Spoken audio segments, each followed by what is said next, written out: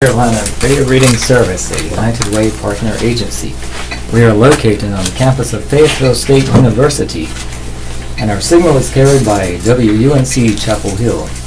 Today is Wednesday, November 15th, 2017, and your radio hosts today are Marty Baldwin and Robert Dean. We'll be reading the news for today's edition of the Fayetteville Observer. Your weather for today will be mostly sunny, with a high of 59 and a low of 39. Tomorrow will be mostly sunny with a high of 68 and a low of 38.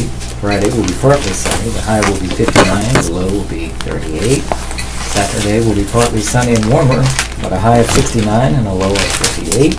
And Sunday will be partly sunny, breezy and cooler, the high will be 58, the low 29. Warmer Wednesday. Today should be close to perfect for mid-November in the Cape Fear region, like for a high near 60 in Fayetteville and a few clouds and light winds. Lows should settle near 40 with no rain in sight. Follow Chick Jacobs online at FO_weather on Twitter. Okay.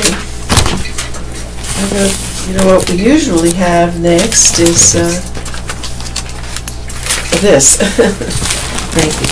Today is Wednesday, November 15th, the 319th day of this year, 46 days left for your shopping. Pardon. Today's highlight on May 15, 1942, the naval battle of Guadalcanal ended during World War II with a decisive U.S. victory over Japanese forces. If you ever get a chance to watch victory at sea on television, be sure to do it. It's extremely interested and the music is fantastic. In 1777, the Second Continental Congress approved the Articles of Confederation. In 1806, explorer Zebulon Pike sighted the mountaintop now known as Pikes Peak in present-day Colorado. And in 1864, the Civil War, Union Forces Major General William T. Sherman began the march to the sea from Atlantic. The campaign ended with the capture of Savannah on December 21st. 1889, Brazil was proclaimed a republic as its emperor, Dom Pedro II, was overthrown. In 1939, President Franklin D. Roosevelt laid the cornerstone of the Jefferson Memorial in Washington, D.C.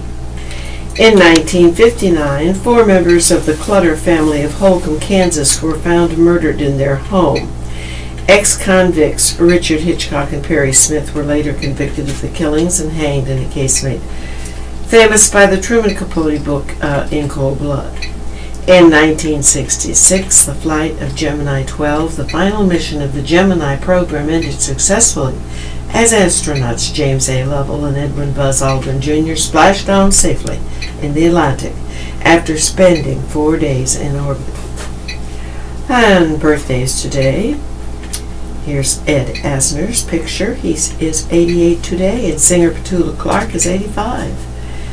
Jack Burns, 88, Johanna Barnes, 83, Yapet Koto, 78, Sam Waterston, 77, classical conductor Daniel Barenboim, 75, Alfreda from ABBA is 72, Bob Gunton, 72, Bill Richardson, former governor of New Mexico, 70, Beverly D'Angelo, 66, James Widow, 64, rock singer producer Mitch Easter, 63, former Jay Leno show bandleader Kevin Eubanks, 60, comedian Judy Gold, 55, actress Rachel True, 51, rapper E40 is 50, country singer Jack Ingram, 47, Jay Harrington, 46, Johnny Lee Miller, 45, actress Sydney Tamila Poitier is 44, Christian rock musician David Carr, third day, is 43, and rock musician Chad Kroger, 43. Birthdays today are, I had it right here. Terry Britt has a birthday Terry today. Britt, yes, I saw his name on the sheet, which has flown the coop. Oh, there it is. It's under what I just read. So we wish a happy birthday to Terry Britt, November 15, and we will mention your name again when we get to the birthday list on the Zodiac. Experts say photo of Billy the Kid, Lawman, is real by Terry Tang, the Associated Press. Experts now believe a photo purchased at a flea market for $10 shows Billy the Kid standing with a lawman who ultimately killed him, making the snapshot potentially worth millions. Frank Abrams, a North Carolina attorney, first spotted the tintype photo in Asheville in 2011. The self-described history buff said the group picture of 5 men was part of a set and sat on his wall for several years. Now it's in a safe deposit box, Abrams said Tuesday, and don't travel with it. After seeing a TV program in 2015 about the discovery of a photo of the outlaw playing croquet, Abrams was inspired to research him further. That's when he thought he recognized Pat Garrett, Billy the Kid's former friend, and the sheriff who gunned him down. Abrams approached Robert Stahl, a retired professor emeritus at Arizona State University, who is no stranger to the history of Billy the Kid. In 2015, Stahl filed a petition in New Mexico Supreme Court in pursuit of a death certificate for the kid, also known as William Bonney, from the state's medical examiner. Stahl said he thought it was a high probability that it was Garrett in the photo, but he wasn't sure if another man was Billy the Kid. I told him the biggest thing you can do right now is get the picture out and let people look at it and give you feedback, Stahl said. To me, it's one of the most intriguing and historically significant of those tintypes of the Old West. Abrams, who lives in Arden, told Albuquerque's KRQE-TV that he spent the next several months consulting various forensic experts. Several said the tintype was likely taken between 1879 and 1880, which coincides with the August 2nd, 1880 date someone had written on the photo, Abrams said. A Los Angeles forensic video expert said facial recognition software indicates that it is most likely Garrett and Billy the Kid in the picture, according to a signed declaration. A handwriting expert in Texas compared a signature from Garrett on the photo with 10 documents with his known handwriting. He declared them matching in a notarized letter in September. The Kid and Garrett were close friends until Garrett became Lincoln County Sheriff. Garrett ended up fatally shooting the outlaw in Fort Sumner in July of 1881. The photo of the Kid, discovered in 2015, has since been estimated to be worth $5 million. Experts believe a picture that shows the New Mexico outlaw with Garrett would be worth much more.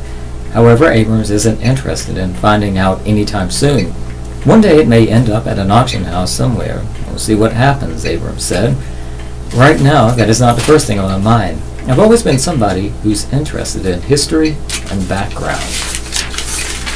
Here's a letter to the Observer from Bob Brown, Fayetteville. A recent article in the Observer about the city of Fayetteville being exposed. Yes, every day, every time you leave the house, the city is exposed for the obvious lack of sidewalks. This is alarming, but not surprising. For decades, the city of Fayetteville has put infrastructure projects like the repaving of city roads, sidewalks, stormwater projects on the back burner. Now the current city council and staff are going to have to deal with the problem. We'll just take a look at this city and you can see that it's been ignored. It is great that the city hired a consultant to assist with the sidewalk deficiency throughout the city. Now the rubber must hit the road. Funding each year must be prioritized for sidewalks, resurfacing of city roads, and stormwater relief. One of the largest, Fayetteville, metros in the state of North Carolina must provide basic services to the taxpayers and improve the viability and progress to the new city council and the new mayor. It is time. I would add to that it would be nice to be absolutely 100% sure that the people of Fayetteville have clean water that is not poisoned. And nobody seems to take any of these things seriously that we lack. Here's cheers and jeers. Cheers to the Fayetteville's yard waste crew that has twice over the past couple of months picked up tree limbs, branches, underbrush that I've put out on the curb in front of my house. Both times they were picked up before week's end, and I didn't even have to call. Great job, says Ann Keith of Fayetteville. And troops return from Puerto Rico deployment. And there's a picture of a North Carolina National Guard soldier from the Rayford-based 105th Engineer Battalion inspecting damage to a roadway in Puerto Rico caused by Hurricane Maria. And also a picture of a North Carolina National Guard soldier from the Rayford-based 105th Engineer Battalion delivers food to a resident in Puerto Rico during a relief mission following Hurricane Maria. More than 114 North Carolina National Guard soldiers who spent the last 6 weeks in Puerto Rico returned to the Tar Heel State on Tuesday, landing at Fayetteville Regional Airport. Since early October, the soldiers assisted in relief efforts in the wake of Hurricane Maria. The Rayford-based 105th Engineer Battalion, led Task Force Rhino, comprised of engineer troops from several states, which was focused in southern Puerto Rico. Second Lieutenant Brooke Brown said the soldiers can be happy with their efforts. She distributed food and water to neighborhoods that were devastated by the hurricane.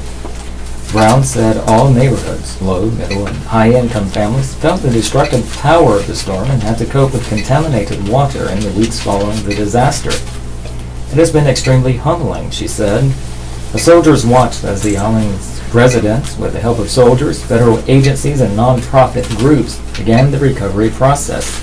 When the North Carolina soldiers arrived, Brown said just 13% of southern Puerto Rico had power. When they left, about one-third of residents had electricity. She said people were happy for the help, with some offering the soldiers their emergency supplies of food and water. Officials said the battalion distributed 325 tons of food and water. Teams also cleared more than 7,000 tons of debris that blocked roadways and other infrastructure. The soldiers also inspected roads and bridges damaged by the storm. In all, the soldiers spent more than 12,000 man-hours on various missions, officials said. They totaled more than 20,000 miles while crisscrossing Puerto Rico, which is 110 miles at its widest. The North Carolina National Guard soldiers were not the only local troops with a mission in the Caribbean after multiple hurricanes struck U.S. territories in recent months. On Monday, soldiers from Fort Bragg's 3rd Expeditionary Sustainment Command and the 44th Medical Brigade returned from their hurricane relief missions. Other local troops involved in the missions included engineers, civil affairs, and medical units. And much of the aid was coordinated from Fort Bragg, which hosted a Federal Emergency Management Agency distribution site and served as an aerial port to the islands from Pope Field. The 105th Engineer Battalion returned on 2 flights Tuesday. They were then taken to a National Guard armory in Rayford, where they were reunited with their families. Brigadier General Alan Boyett, Assistant Adjutant General for Sustainment, said the soldiers can be proud of their efforts. It's phenomenal, he said after welcoming the first group of soldiers home. Many of the soldiers who deployed had been involved with similar relief efforts in the wake of Hurricane Matthew in 2016, Boyett said. That experience helped them in Puerto Rico, he said, just as the experience gained in Puerto Rico would help the soldiers next time a storm struck North Carolina. They'll be more experienced, Boyd said. They'll be better soldiers. He also thanked the community for supporting the troops while deployed. Soldiers give a lot and they get a lot in return, Boyd said, but the mission is just as difficult for the family and employer. Brown, who is from Morganton, delayed a move to Maryland to deploy. She said she was set to begin a new job as a background investigator before the Puerto Rico mission was announced. Mid-move, Brown said she put her plans on hold. Her new employer agreed to delay her start date until the first of the year so she could deploy. Now she's ready to restart the moving process. But at the same time, she said she's proud of what she was able to do in Puerto Rico. It was an honor to help, she said.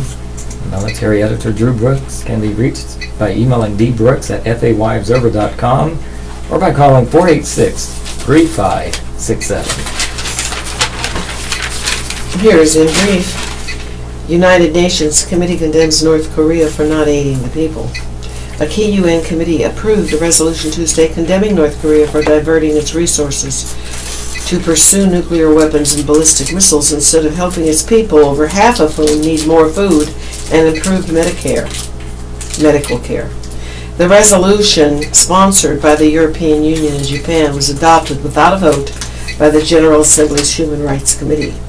Estonia's Deputy UN Ambassador, Lena Lind, speaking on behalf of the EU, accused North Korea of committing serious human rights violations in a widespread and systematic way, including by its inhumane conditions in detention camps, restricted freedom of movement, and limitations on the right to information. Such a rogue state. New York, NBC News executive fired for inappropriate conduct. NBC News says it's fired Matt Zimmerman, its top talent booker, for inappropriate conduct with more than one woman at the network. Zimmerman used to be in charge of arranging guests for the Today Show, but in 2014 was promoted to vice president and led the behind-the-scenes unit responsible for such bookings in all NBC News programs. The network didn't give any details Tuesday about Zimmerman's behavior, only that he violated company policy. The network acted in response to internal complaints. New York. Lincoln letter about slavery could sell for $700,000. Rare artifacts from Abraham Lincoln and Albert Einstein are going to the auction block next month in New York City. Christie's auction house said they're among the featured items at its December 5 sale of books, manuscripts, and Americana. A letter signed A. Lincoln discusses the issue of slavery. Its pre-sale estimate is $500,000 to $700,000. A wooden mallet bearing the initials A. Lincoln could sell for $300,000 to $500,000. Lincoln used it during his youth in Indiana. Einstein's telescope has an estimate of $200,000 to $300,000. Einstein was photographed with the telescope in his Berlin study around 1927.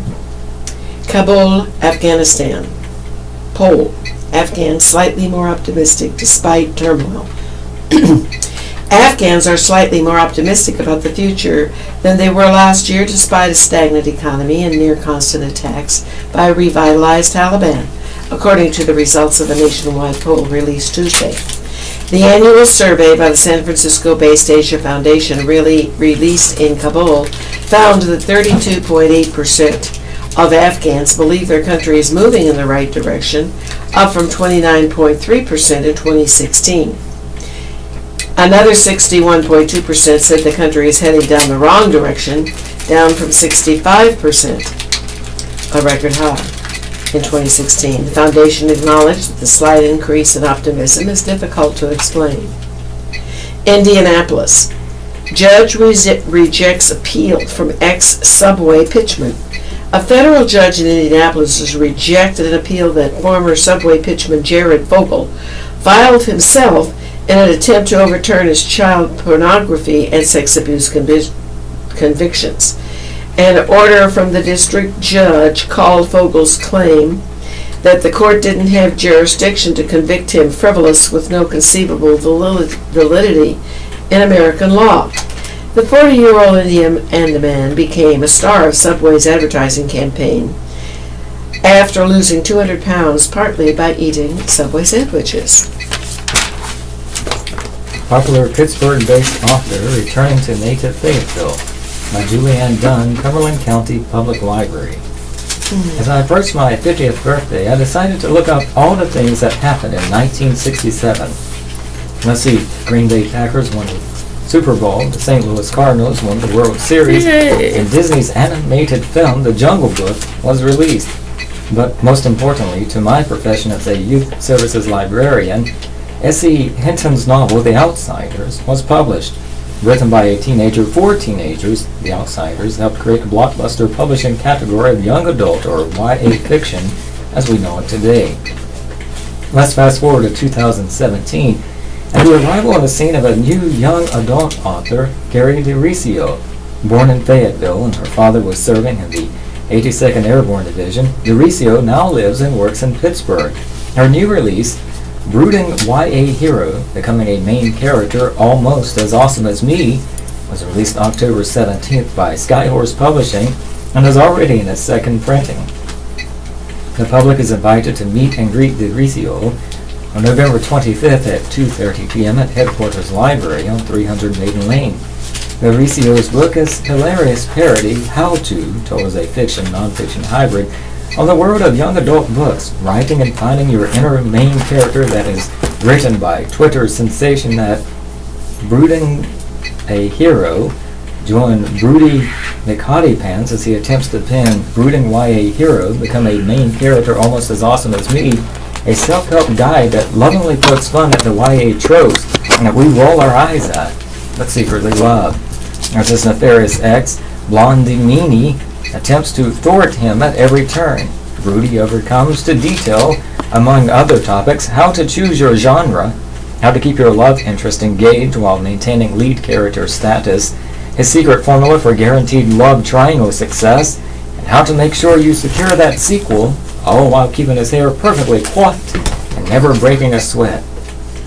While Rudy describes what it is like to be him, real-life author DeRicio runs multiple popular social media accounts, including at Brooding YA Hero, and is the social media intern for Serial Box Publishing. Her speaking engagements include talks at the Carnegie Library System of Pittsburgh and at the Young Adult Library Service Association's National Symposium. She proudly considers herself a Slytherin, an aspiring Disney villainess who also loves to color pink and making people laugh with funny GIFs. She is currently pursuing her Master of Business degree in digital marketing. For more information about the program, go to cumberland.lib.nc.us. Books will be available for purchase at the program. 3 killed in 3 vehicle wreck in Wilson County. Lumberton. 3 people were killed in a 3-vehicle accident on North Carolina's 7-Eleven Friday afternoon. The State Highway Patrol will not charge anyone in the accident because the person at the fault was among the fatalities. Killed were Craig Allen Locklear, 24, of Low Road, Lumberton. Andrew Locklear, 32, 100 block of Berry Road, Lumberton. Tamara Davis, 20, of the 80 block of Wimbledon Road, Parkton. The newspaper said, citing the State Highway Patrol, 2 other people were injured, the report said, including 1 critically. The accident happened at 2:55 p.m. Friday, about a mile from Pinecrest Country Club. Trooper Travis Bryant, who filed the accident report, could not be reached. Phone messages left Tuesday with 2 State Highway Patrol public information officers were not immediately returned. Citing Trooper Travis Bryant's report, the Robesonian said Craig Allen Locklear was driving a 2009 Toyota West on North Carolina 7-Eleven with Andrew Locklear as a passenger when the vehicle drifted off the road to the right. Locklear overcorrected, authorities said, and the car went left of center and struck a 2003 Acura sports utility vehicle driven by Angela Butler Davis, 43, of the 80 block of Wimbledon Road in Parkton. Davis was seriously injured, and Tamara Davis, a passenger in the vehicle, lived at the same address, was killed when it plunged into a ditch. The newspaper said their relationship was not indicated on the report. A second person, Chelsea Revels, 29, the 700 block of Roberts Avenue, Pembroke, was injured when her 2000 Volkswagen was struck by the Toyota, according to the newspaper. Both vehicles came to rest in eastbound traffic. Revels' injuries were evident. This is staff writer Michael Fooch. And here's another accident about a vehicle that hits utility poles and injures the driver. A vehicle ran off the road near the Veterans Affairs Medical Center on Ramsey Street and hit the multiple utility poles Tuesday night, reports the Fayetteville Police Department. Police responded to the accident about 8:15 p.m. The driver was trapped inside the vehicle and had to be freed by Fayetteville firefighters. He was taken to the Cape Fear Valley Medical Center, where the driver was listed in serious condition Tuesday night. The driver's name is being withheld until the family members are contacted. No other injuries were reported. According to a police news release, the crash occurred along the 2300 block of Ramsey Street. A single vehicle was involved. The incident remains under investigation, and more information will be released as it becomes available.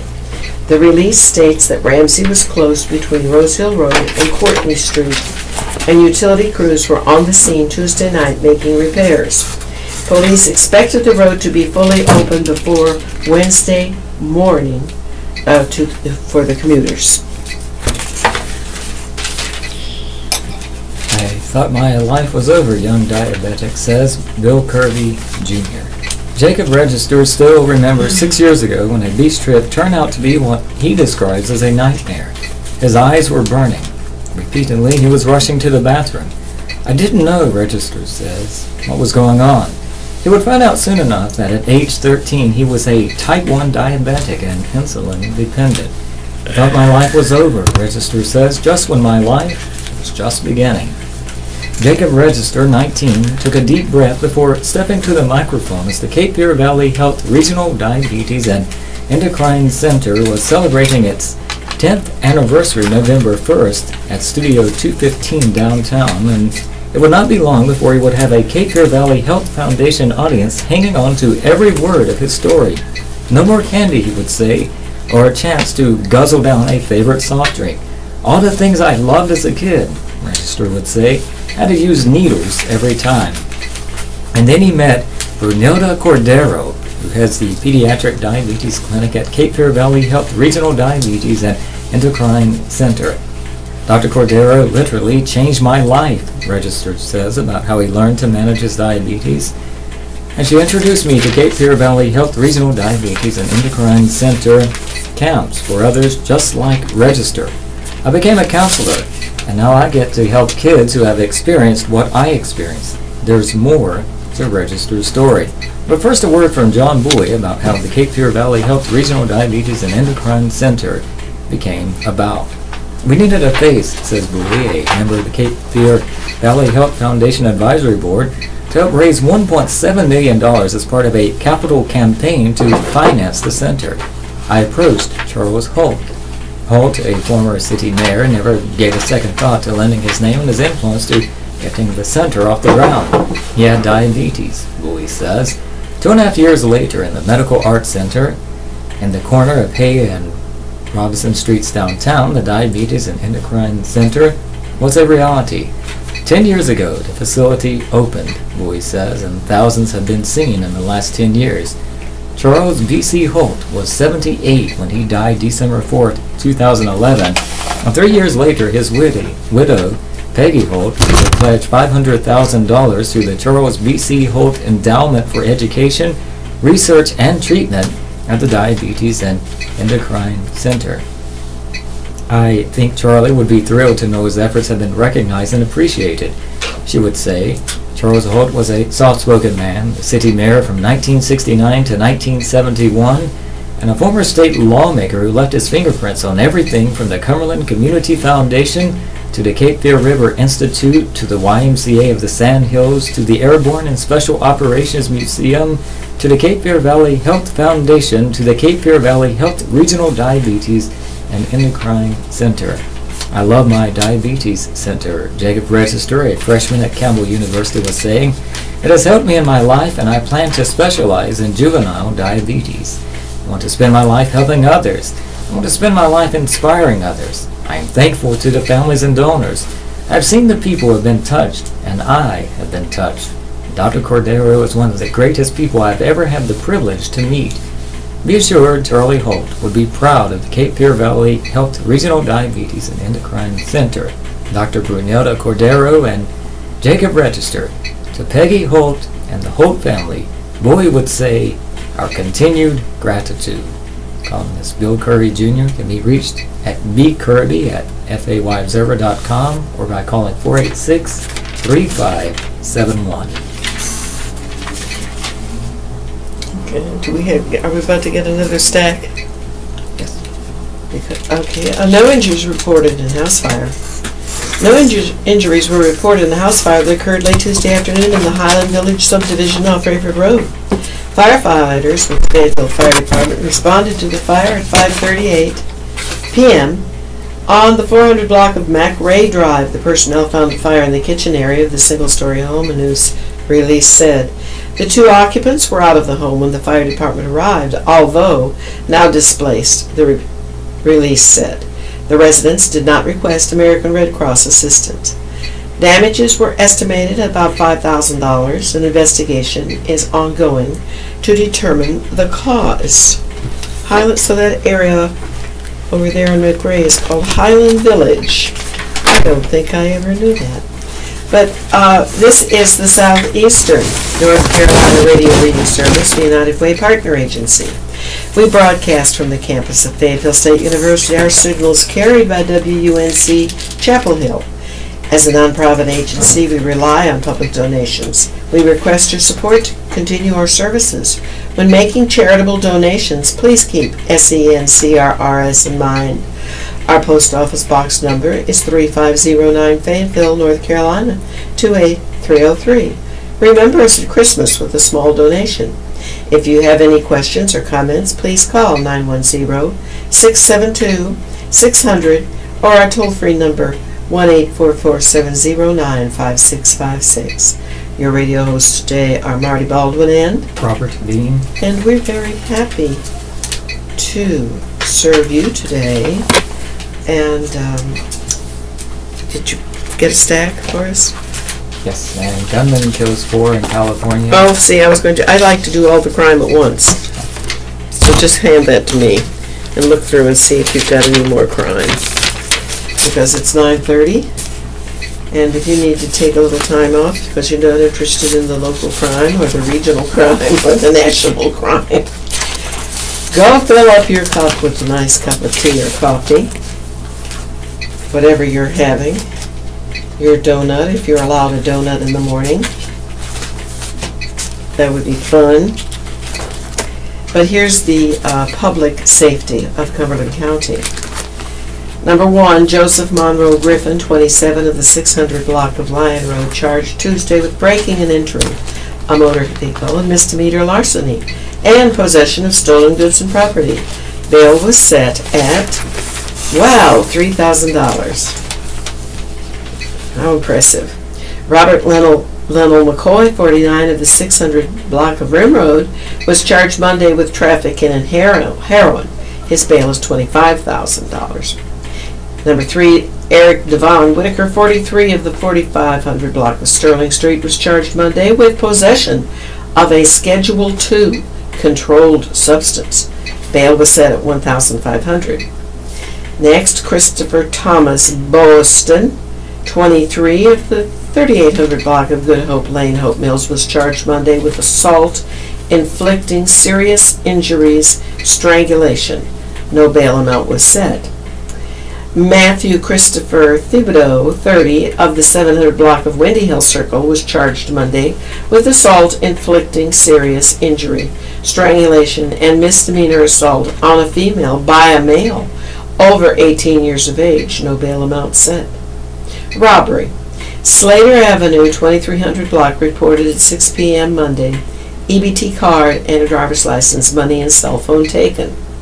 Rose Hill Road, 900 block, reported at 3:42 Monday. Money, cell phone, belt, car keys, handgun, and magazine with ammo taken. Wow. Another thug's got a gun now. Break-in, Santa Fe Drive, 600 block, reported at 12:49 Monday, nothing taken. Anna Ryan Road, 800 block, reported at 11 a.m., reported nothing taken. 79-year-old man accused of sexual assault. Beaufort. Sheriff's deputies have charged a 79-year-old man in connection with sexual assault of 3 teenagers under 15 years old. The Carteret County Sheriff's Office told local media outlets on Tuesday that Walter Hubert Willis, Jr., of Morehead City, turned himself in on October 27. Willis is charged with 3 counts of indecent liberties with a child and 3 counts of a sex offense with a child. Deputies say the assaults happened between 2013 and 2017. Willis is jailed on a $1 million bond. It's not known if he has an attorney. And there might be something else. Police hunt killer after the 4th slaying in Tampa. Here's a colored picture of a policeman standing outside of his vehicle. An FBI unit dressed in military uniform joins the investigation of a fatal shooting in the Seminole Heights neighborhood Tuesday in Tampa, Florida. Police and federal agents with rifles checked car trunks, banged on doors, and gathered forensic evidence in a Tampa neighborhood Tuesday as they hunted for the killer believed responsible for gunning down 4 people for no apparent reason in just over a month. The normally quiet, working-class Seminole Heights section of bungalows and palm trees was sealed off with yellow crime scene tape after the latest killing in the neighborhood, that of a 60-year-old man who was shot from behind as he crossed the street shortly after 5 a.m. Interim Tampa Police Chief Brian Dugan said it is extremely possible that the killer or killers live in the neighborhood. Whoever is doing it, they're familiar with the neighborhood and they're able to vanish very quickly. Residents and police have been on edge since October 9 when 22-year-old Benjamin Mitchell was shot to death 2 days later. 32-year-old Monica Hoffa was slain. And on October 19, Anthony Naboa, 20, was killed after taking the wrong bus home from his new job. On Tuesday, Ronald Felton, an unemployed construction worker who volunteered at a food bank, was gunned down. Police cars with flashing lights sat at dozens of intersections, and one major thoroughfare was entirely shut down for much of the day. Law enforcement took over the parking lot at a Baptist church, and the Federal Bureau of Alcohol, Tobacco, Firearms, and Explosives bus was parked at the makeshift command center. Law officers questioned people and took down cell numbers. This was a very decent neighborhood until the last couple of months, sighed Sherry Street, 50, a cook who has lived in the area for 7 years. Up until recently, I used to accidentally fall asleep with the door unlocked. Street said she has stopped walking to the store, taking the bus, or sitting outside to smoke at night. Her friends would often stop by and hang out on her porch to talk. But now they're like, I'm not coming to see you. I guess so. And last, here's one about a gunman kills 4 in California. Oh my. Rancho Tehama Reserve, California. A gunman driving stolen vehicles and choosing his targets at random opened fire without provocation in a tiny rural northern California town Tuesday, killing 4 people and wounding at least 10 others, including a student at an elementary school, before police shot him dead. The gunfire began shortly after 8 p.m. in the rural community of Rancho Tehama Reserve, a homeowners association of modest houses and trailers in rolling oak woodlands dotted with grazing cattle about 130 miles north of Sacramento. Police offered no immediate word on the assailant's motive, but a sheriff's official said the shooter's neighbors had reported a domestic violence incident a day earlier. Brian Flint told the Record, Searchlight newspaper, in the city of Redding, that his neighbor, whom he knows only as Kevin, was the gunman and that his roommate was among the victims. He said the shooter also stole his truck. The crazy thing is that the neighbor has been shooting a lot of bullets lately, hundreds of rounds, large magazines, Flynn said. We made it aware that this guy is crazy and he's been threatening us. Tehama County Assistant Sheriff Phil Johnson said officials received multiple 9/11 calls about gunfire at an intersection of 2 dirt roads in the upper reaches of the sparsely populated neighborhood. Minutes later, more calls reporting shots flooded in from different locations, including a small elementary school. It was very clear at the onset that we had an individual that was randomly picking targets, Johnson said. Witnesses reported hearing gunshots and children screaming at Rancho Tehama Elementary School, which has 1 class of students from kindergarten through grade 5. Johnson said 1 student was shot at the school and flown by helicopter to a hospital, and another student was wounded in a car on the way to school. He said no one was killed there. The shooter targeted the school from outside the school and shot inside the school with multiple rounds. The assistant sheriff said the school locked its doors and students and staff sheltered in place until deputies ushered them into a school bus and led it to safety under heavy guard. Johnson said authorities believe they know the identity of the shooter but declined to release his name pending further investigation. He appears to have fired a semi-automatic rifle and 2 handguns at 7 locations, authorities said. The shooter initially stole a neighbor's truck and then carjacked a second vehicle before 2 deputies exchanged gunfire with him. No officers were hurt. Salvador Tello said the gunman fired at a truck in front of him as he went to drop off his 3 children at school. Tello said he was about 3 blocks from the school when the bullets made big holes in the truck. He said he forced his children to duck down, slammed his vehicle into reverse, and headed to the children's grandmother's house. I put my kids down and put my truck in reverse and went out, he said. I don't believe it, because I wake up, take my kids, feed them cereal, and put them in the truck and say, let's go to school like a normal day. On the way, he said he saw an apparent victim and police at another scene. The rural subdivision is described on its website as quiet, private country community, where the people are friendly and the pace is relaxed. The Homeowners Association website said there are 2,016 lots in the community and 1,346 voting members. It's pretty quiet, said 14-year-old resident Vince Broff, who lives about a mile from the school but was kept away from his home for more than 3 hours. Oh my goodness.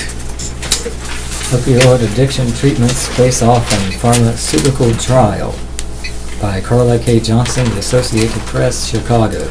The first U.S. study to compare 2 treatments for opioid addiction finds a monthly shot works as well as a daily drug to prevent relapse.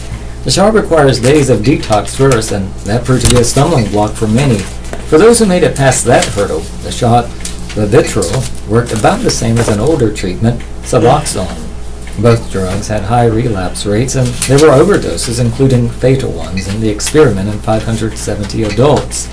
The study, published Tuesday in the journal Lancet, is the first to compare the 2 drugs in the United States, where an opioid addiction epidemic has doctors and policymakers deeply divided over treatment strategies. Many addiction treatment programs don't offer either medication or only one of them. Let's not keep arguing about the exact batting averages of these 2 things and make them more available, said study co-author Dr. Joshua Lee of New York University School of Medicine.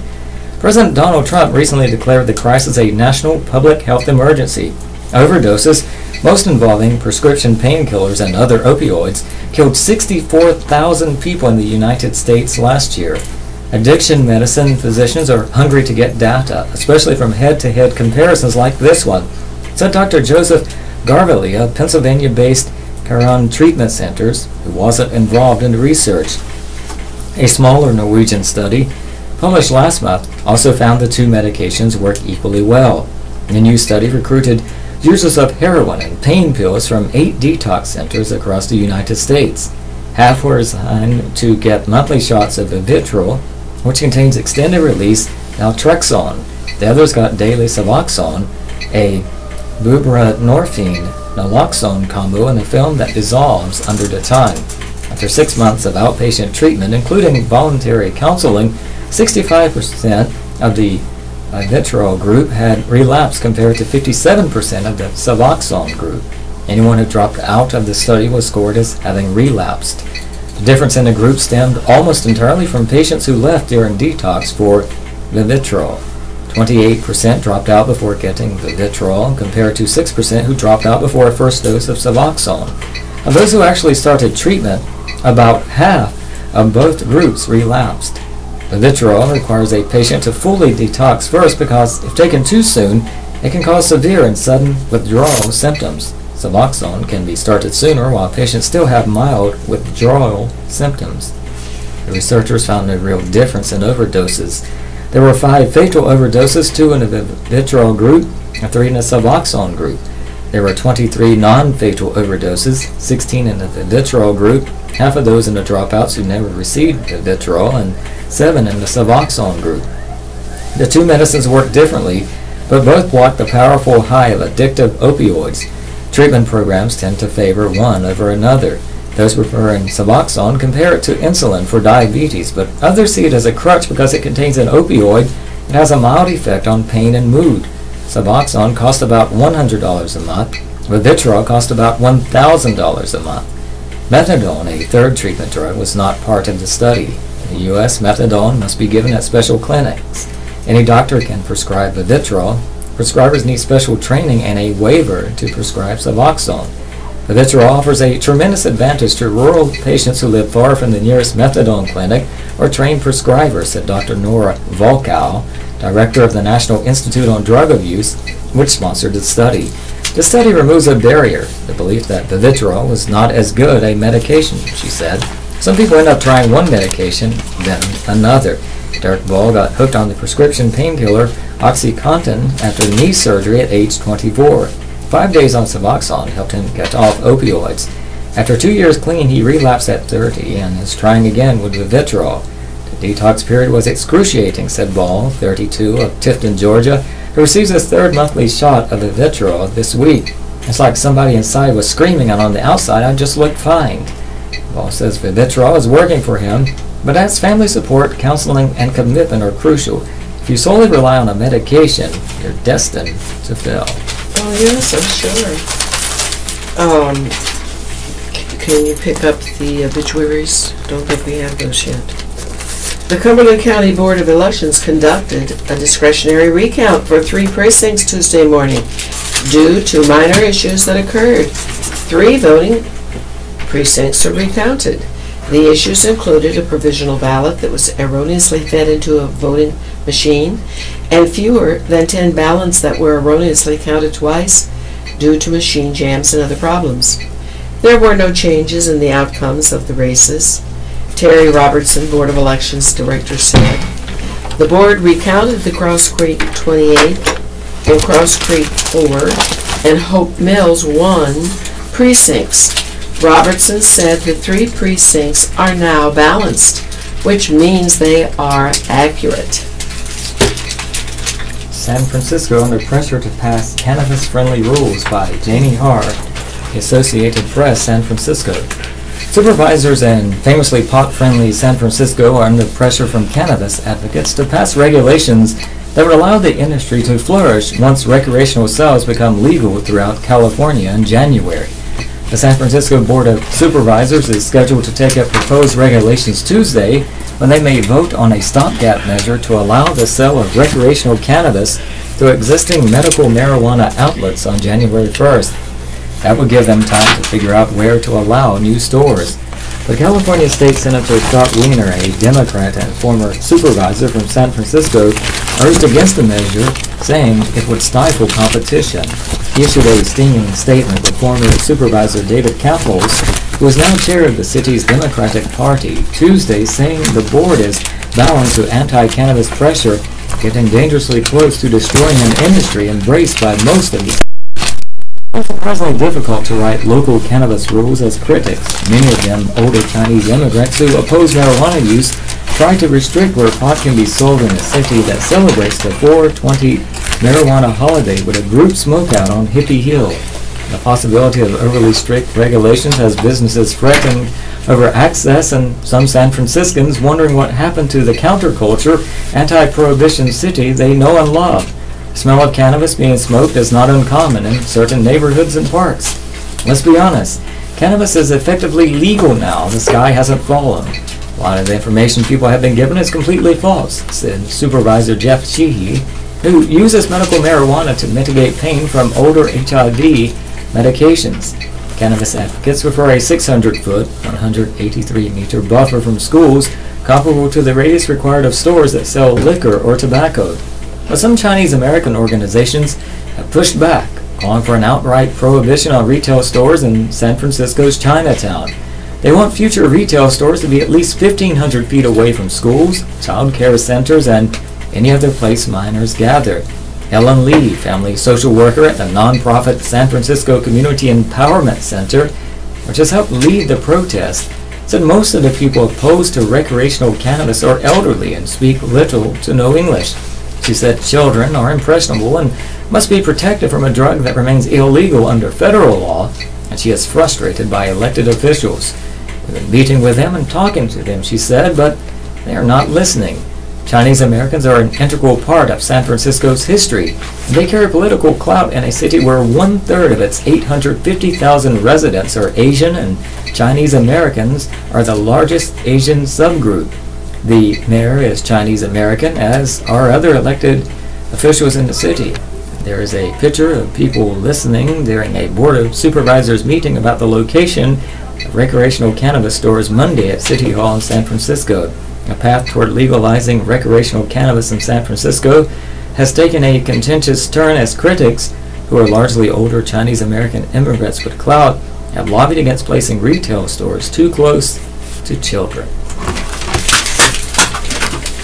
Well, here's some news. Terminal improvements to begin at the airport, and that means the Fayetteville Airport. $17.6 million project to replace Concourse A at the Fayetteville Regional. The first phase of a planned $17.6 million terminal improvement project at Fayetteville Regional Airport will soon take flight. A wall-breaking ceremony was staged Tuesday afternoon with local government officials, dignitaries, and members of the Fayetteville Regional Airport Commission near the Concourse A, which is being replaced in the initial part of the project. It's a great start for our airport today, the Commission's J. Wyatt III said. We could have used a little sprucing up out there, indeed. Airport Director Bradley Whitted said construction would begin any day now.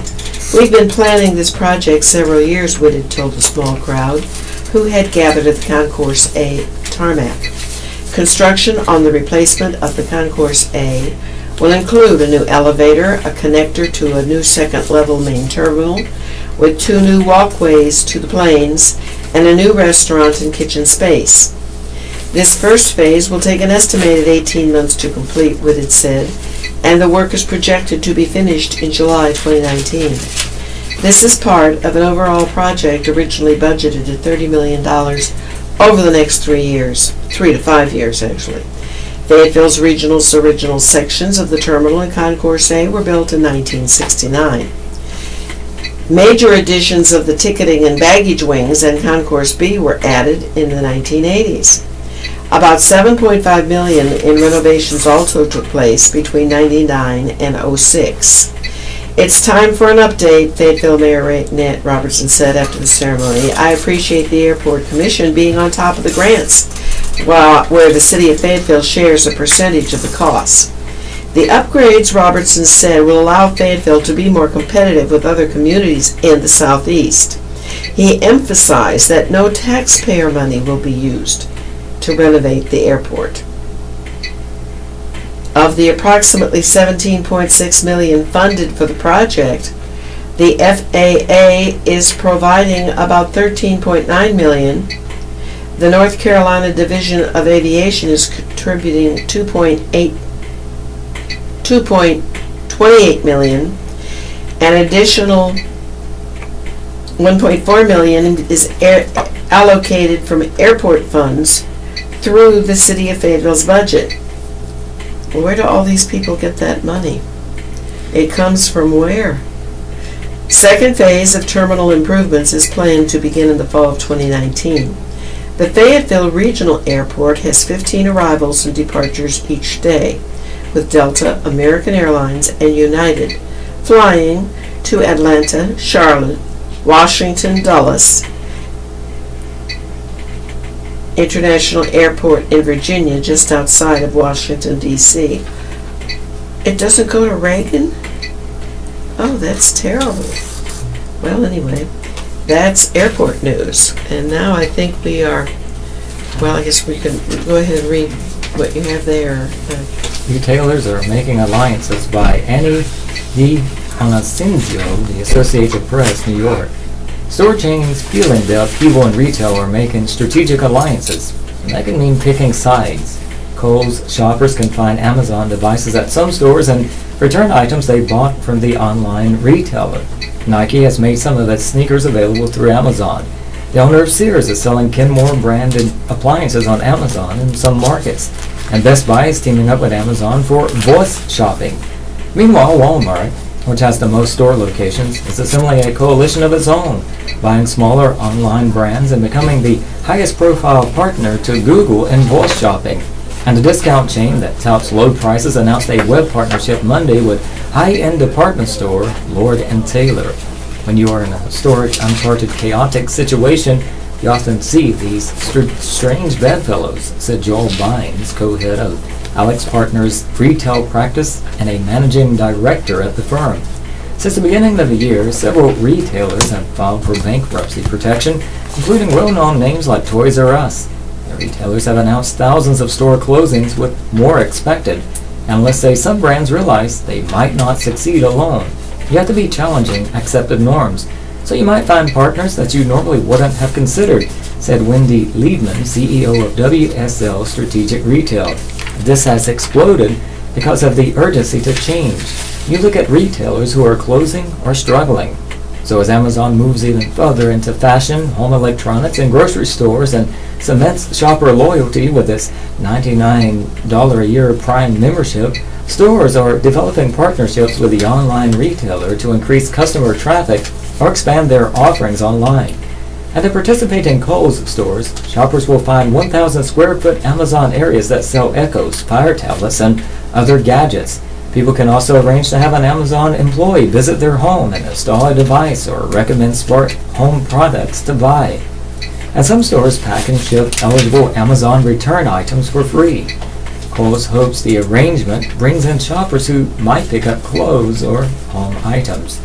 Analysts say other department stores facing the same kind of issues could follow. From its base with 4,700 U.S. stores, Walmart is lining up other partners. In voice shopping, it hooked up with Google, which has signed up other chains such as Target and Home Depot to fight the dominance of Amazon's Alexa-powered Echo devices. Lord & Taylor's president Liz Rodbell told the Associated Press the arrangement with Walmart allows the chain to attract new customers who already are buying higher-end products on Walmart.com. She called the partnership a pivotal moment for the retailer. It comes after the chain's parent company announced last month it was selling its New York flagship building to WeWork and leasing back a portion of the space. Neither company would say the financial details of the arrangement. Denise Incandela, head of fashion at Walmart's U.S. e-commerce division, said it's focusing on specialized shopping experiences, starting with fashion. Since the $3 billion plus acquisition of Jet.com last year, Walmart has bought several online brands like Bonobos and ModCloth. Analysts say Walmart is developing its own higher-end online mall as a way to counter Amazon's dominance. Bynes said it's a good strategy since Walmart.com could attract an entirely different demographic from the chain's physical stores. Walmart store customers have a median household income of about $48,000, below the $56,000 for Walmart.com customers, according to Craig Johnson, president of the retail consulting group Customer Growth Partners. Amazon.com shoppers have a median income of $85,000, Johnson estimates. Liebman says the bigger question is whether there would be any resistance from Lord & Taylor shoppers. Bonobos and ModCloth fans complained vociferously on social media when reports were swirling about Walmart's move to buy the brands. It has to be presented well, Liebman said. A lot of shake-ups in the various all-purpose stores and department stores. In fact, what we read is that most of these big block department stores go out of business because of Amazon and other places like that. The safety group unveils its worst toys. Okay, here's probably something we won't know what they are unless we've been hanging out in the toy stores, but this is from Boston. Fidget spinners, your guess is as good as mine, a plastic Wonder Woman battle sword, and a remote-controlled Spider-Man drone are among the toys topping a consumer safety group's annual list of worst toys for the holidays. I'm going to repeat that. A fidget spinner, a plastic Wonder Woman battle sword, and a remote-controlled Spider-Man drone. World Against Toys Causing Harm, or WATCH, unveiled the top 10 list Tuesday at a Boston children's hospital. The nonprofit organization has been releasing the list for more than 4 decades. WATCH claims fidget spinners contain small parts that can be a choking hazard.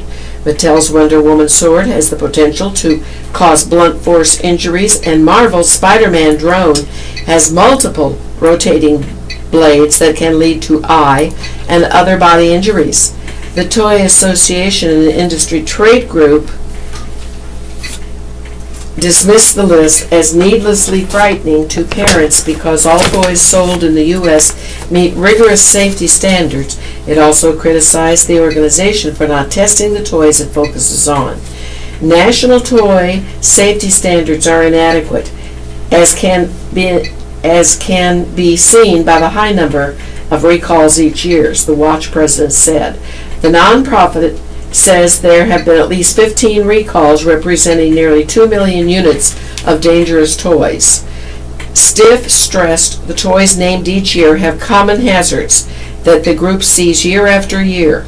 She pointed to the Pull-Along Pony by Tolo Toys that's marketed for children over age 1 but has a 19-inch cord.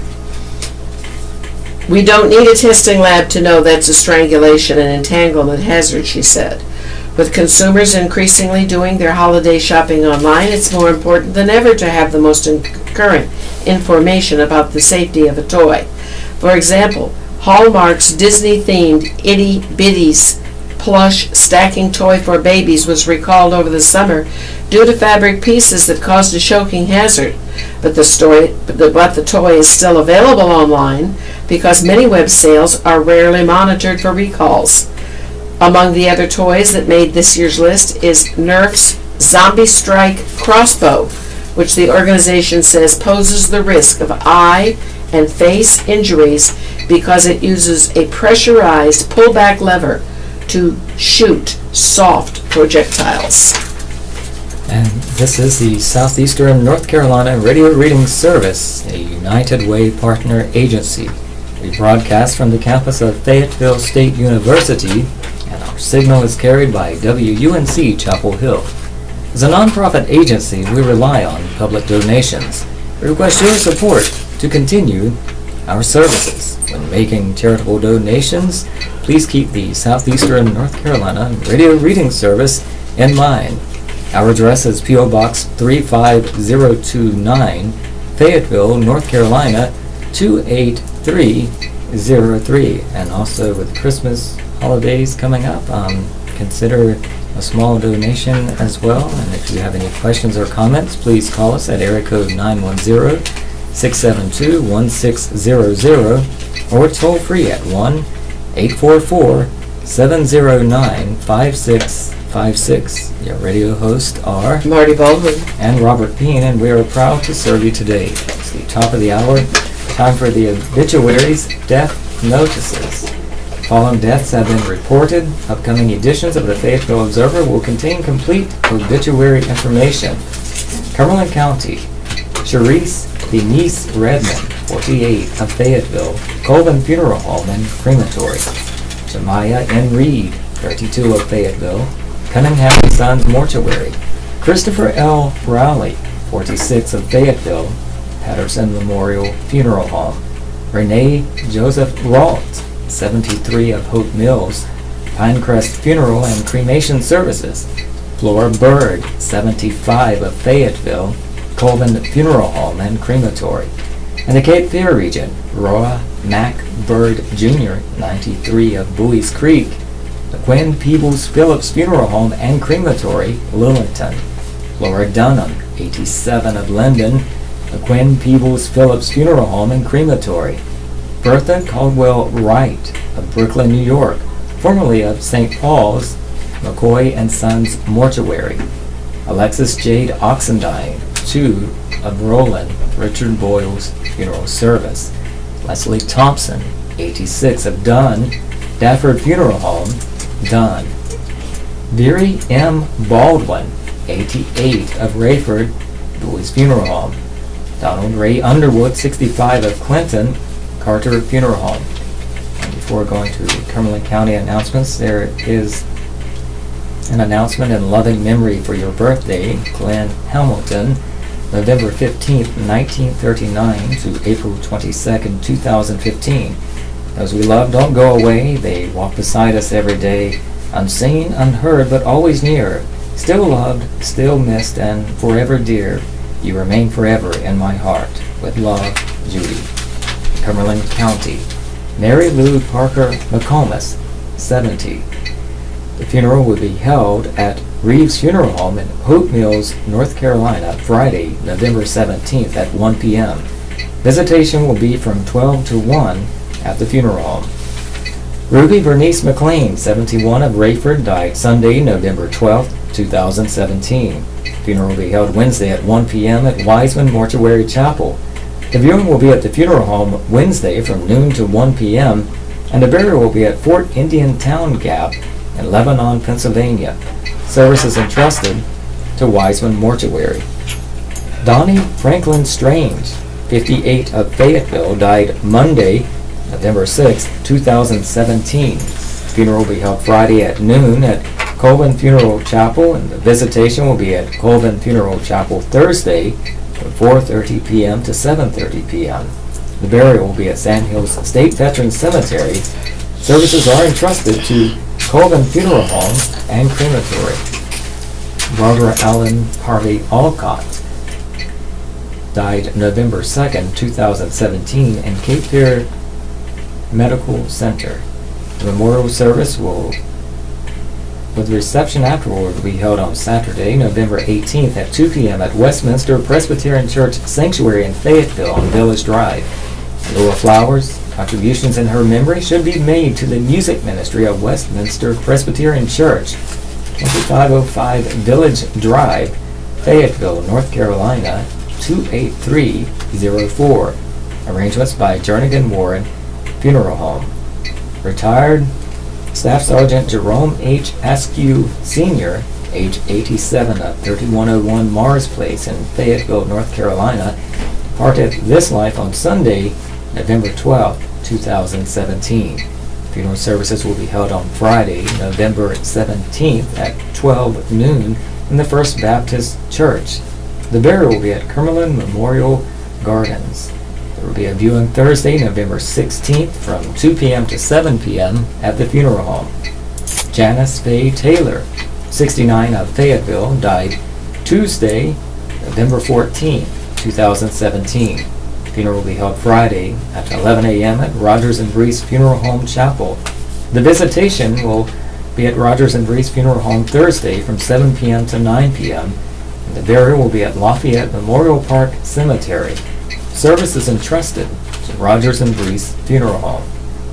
Ariana Lynn Bingham, 2 months, of Fayetteville, died Saturday, October 28, 2017.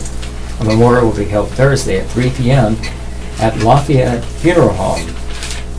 To leave condolences, you can go to the website at www.lafayettefh.com. Marion Eugene Hawkins, 79 of Fayetteville, died Monday, November 13, 2017.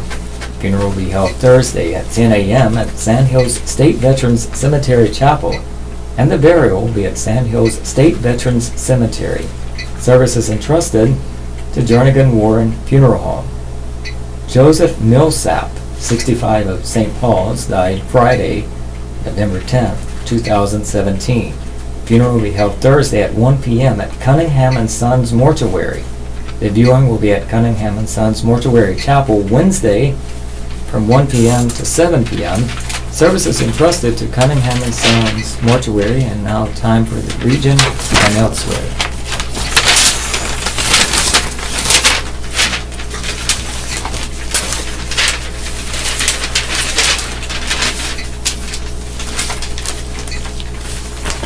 Elsewhere in our area, from Clinton, Sarah Elizabeth Baggett, 82, died Tuesday, November 14.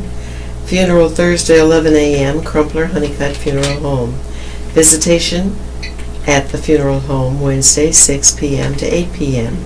Burial, Grandview Memorial Park, Crumpler Honeycutt Funeral Home. Lucille Mashburn Meggs of Carthage, 94. Died Saturday, November 4th. Funeral Thursday, 11 a.m. Horseshoe Presbyterian Church. Visitation following the service in the Fellowship Hall. Thursday, burial, Horseshoe Presbyterian Church Cemetery, Friar Pickett Funeral Home. Gwendolyn May Braun of Bladenboro, 75, died Monday. Funeral Thursday, 2 p.m. Floyd Memorial Chapel visitation. Burial Floyd Memory Gardens, Floyd Mortuary of Lumberton, handling all services. Viola Lee Chestnut of Clinton, 95, died Friday, November. Funeral Friday, 2 p.m. Wilson Chapel Missionary Baptist Church, Turkey. Visitation at the funeral home Thursday, 1 p.m. to 5 p.m. Burial Church Cemetery, Worley Funeral Home in Clinton. June Grant of Raleigh, 68, died Saturday. Funeral Thursday noon, Laurel Hill First Baptist Church. Visitation, Laurel Hill First Baptist Church, Thursday, 11 a.m. till noon. Johnson Family Cemetery, McFader Funeral Home. Helen Gore Inman of Elizabethtown, 87, died Friday. Memorial, Saturday, 2 p.m. Trinity UMC, Bladen Gaskins Funeral Home. Janice Patricia Shark, or S-C-H-A-R-K, Shark, Broadway, 53, died Sunday, November 2. Memorial, 2 p.m. Smith Funeral Home Chapel, Broadway. Visitation, Smith Funeral Home, Thursday, 1 to 2 p.m. Smith Funeral Home. Donald Carroll Stewart, 78, died Monday. Funeral Wednesday at 2 p.m. Chadbourne Pentecostal Holiness Church, burial Chadbourne Memorial Cemetery, Worthington Funeral Home. Raymond C. Ellis Jr., Whiteville, 80, died Monday, November 13. Graveside, Thursday, 11 a.m., Peacock's Columbus Memorial Park, Peacock Funeral Home. And following the obituaries, as I always do on Wednesday, I will read the Billy Graham column, which is really pretty interesting today. So if you enjoy it, don't leave the room. It'll just take a couple of minutes to go run through it. Question. My uncle says my aunt had a glimpse of heaven just before she died. How does he know? Maybe she was just having a hallucination. I admit I'm a bit skeptical, although my aunt was a very spiritual person who read her Bible every day. From R. McKay. Answer. Although it's unusual, God does give some people a glimpse of heaven's glory just before they die. As the stones thrown by his enemies rained down upon him, Stephen, the first Christian martyr, looked up to heaven and saw the glory of God and Jesus standing at the right hand of God. Acts 7:55. Why does this happen? It's not a hallucination or chemical reaction in the brain, as some suggest. I am convinced it is instead a God-given glimpse into eternity. Through it all, God is reminding those who are present, and us as well, that eternity is real and Christ is waiting to welcome us into heaven. He alone is our hope, because by his death on the cross, he paid the price for our sins. And by his resurrection from the dead, he conquered death and hell and Satan. Is your faith and trust in him alone for your salvation? At the same time, we must not be misled by stories of visions or tunnels of light or other experiences that you may have heard about. Sometimes Satan tries to imitate God's work, deceiving people into thinking they don't need to commit their lives to Christ in order to be saved. Remember, Satan is a liar and the father of lies. Be thankful for your aunt's faith in Christ, a faith that strengthened her every day and assured her of life beyond the grave. May Christ become the foundation of your life as well, beginning today. Readers may write to Billy Graham at the Billy Graham Evangelistic Association, number 1 Billy Graham Parkway, Charlotte, North Carolina 28201. Did you send him a birthday card? I believe it was 99 a couple of days ago. Readers can write to the Billy Graham, I said that, but you can also call him at 8772-GRAHAM. The website for Billy Graham Evangelistic Association is at billygraham.org.Tribune Media Services. Well, we want to wish Billy Graham a belated happy birthday and go on to Dear Abby with I think don't read the second half of that. With Gene Phillips. It's terrible. Well-written thank yous don't have to be long compositions. Dear Abby, you have mentioned in the past that you have a booklet on writing letters, including thank you notes. Where do I send for it? I'll need 4 because my grandkids are lacking in that area. It's truly a shame that younger generations haven't been taught about the importance of such notes. A simple thank you can not only open doors of opportunity both socially and in employment, but also help grandparents feel appreciated after their heartfelt gift-giving. Nancy in Nevada. Dear Nancy, if there's one subject that crops up repeatedly in my mail, it's thank you notes, or rather the lack of them. I print letters about it because of the number of complaints I receive. When a gift or a check isn't acknowledged, the unwritten message it sends is that the item wasn't appreciated, which is insulting and hurtful. Chief among the reasons that thank you notes are unwritten is that many people don't know what to say. They think the message has to be long and flowery, when in fact keeping it short and to the point is more effective.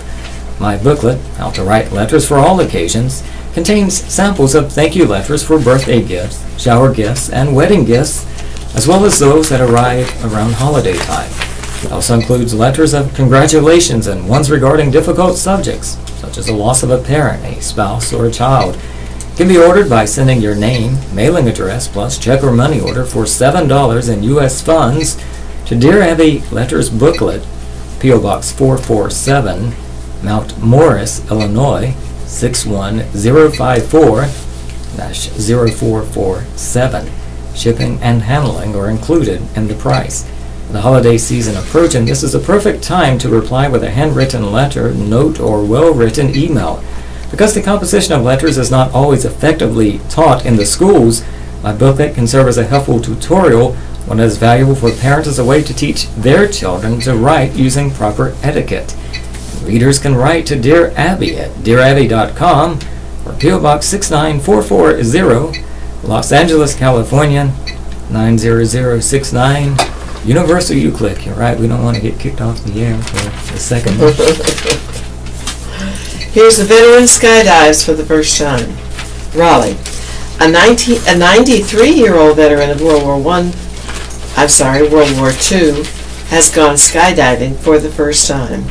Well, good for him. The News and Observer of Raleigh reports that Doug Gross joined the Army during the war in 1942 with plans to become a paratrooper, but instead was assigned to become an artilleryman. Now, 75 years after he enlisted, Gross celebrated Veterans Day on Saturday by making his first jump at Triangle North Executive Airport in Lewisburg. Gross served in North Africa, Italy, and Germany, and rose to the rank of technical sergeant. He also had a successful career as an agricultural professor at North Carolina State University.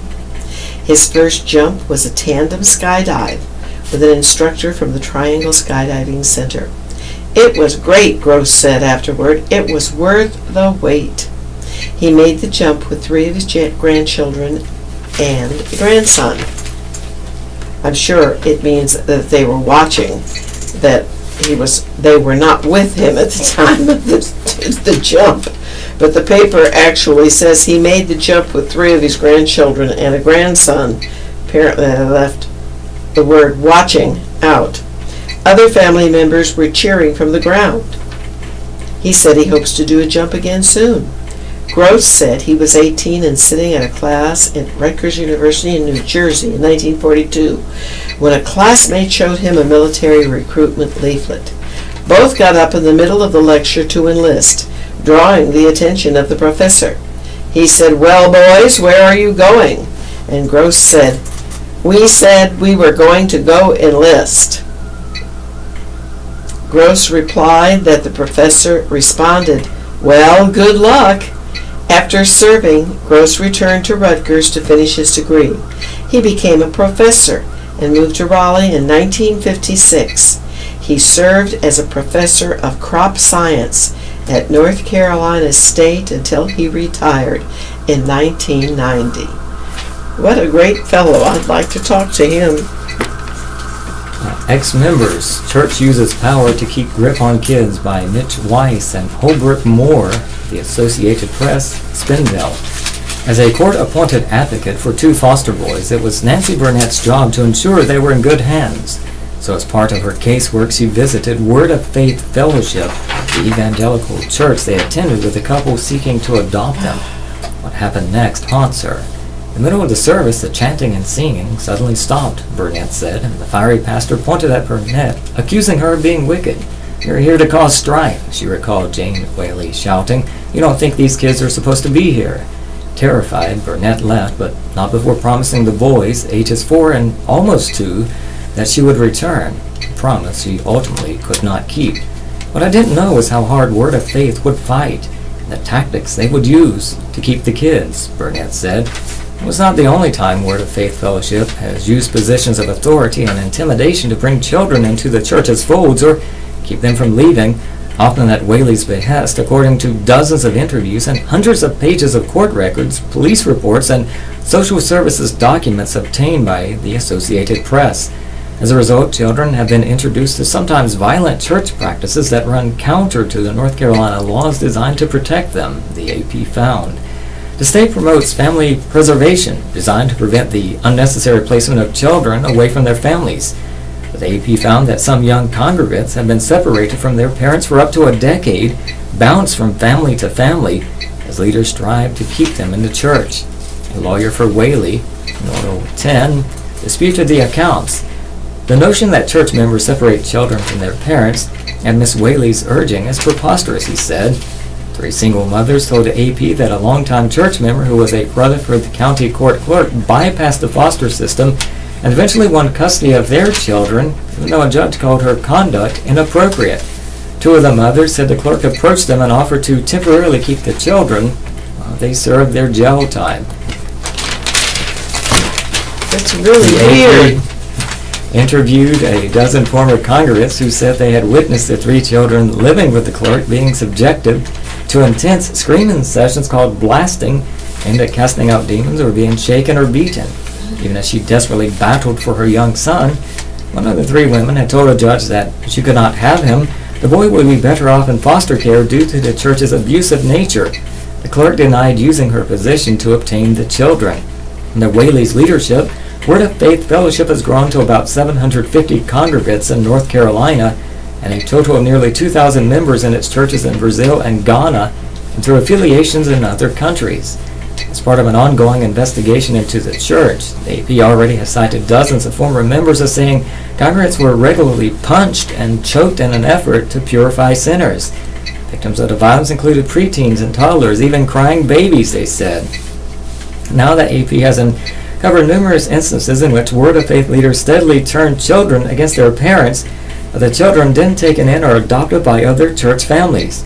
Ex-members cited at least 24 such cases. If you're thinking about leaving, be prepared, said Shana Muse, who unsuccessfully battled sect leaders for custody when she tried to exit in 2002 with her 4 kids. They would do everything to personally discredit you and show judges and the public the kids are better off with a church family. Burnett said she knew nothing about the church when she was appointed the 2 boys' guardian and ad litem, but she recalled red flags, including a couple assigned to them not yet being officially certified as foster parents when the boys moved in. After a frightening experience at a church service, Burnett said she and her supervisor decided to remove the boys from the home. Instead, Burnett said, she was taken off the case. The conversation surreptitiously recorded by a former church member and obtained by the AP, Whaley said she had called Burnett's supervisor to complain, noting that the supervisor threw her totally off the case. The supervisor declined comment, citing confidentiality laws, and the Social Services Department said state law prohibited the agency from discussing individual cases. Every child who belongs to Word of Faith is under the total control of Whaley and the leaders enforcing her rules. They were educated in the church school and largely isolated from the outside world, prohibited from watching television or celebrating birthdays or Christmas. The church has a song, "Happy, happy, happy, happy are the children whose God is the Lord." Serves as a cue to put on a happy face, no matter how young congregants are feeling. One thing that is confusion for people in this community is how these children can be so well behaved and so well dressed if things are so bad, said John Huddle, who has lost contact with his kids when he broke with the church. But the clothing can cover the bruises, and the smiles can hide the hurt. My goodness. Now, where was that location? It says Spindale. North Carolina? Yes. Spinville. Spindale. Oh. Well, here's the horoscope by Sheila Wilder. If you're born today, you should have sent us your name and your birthday date. That's all. You don't have to send your blood type, the color of your hair, the size of your shoe, nothing.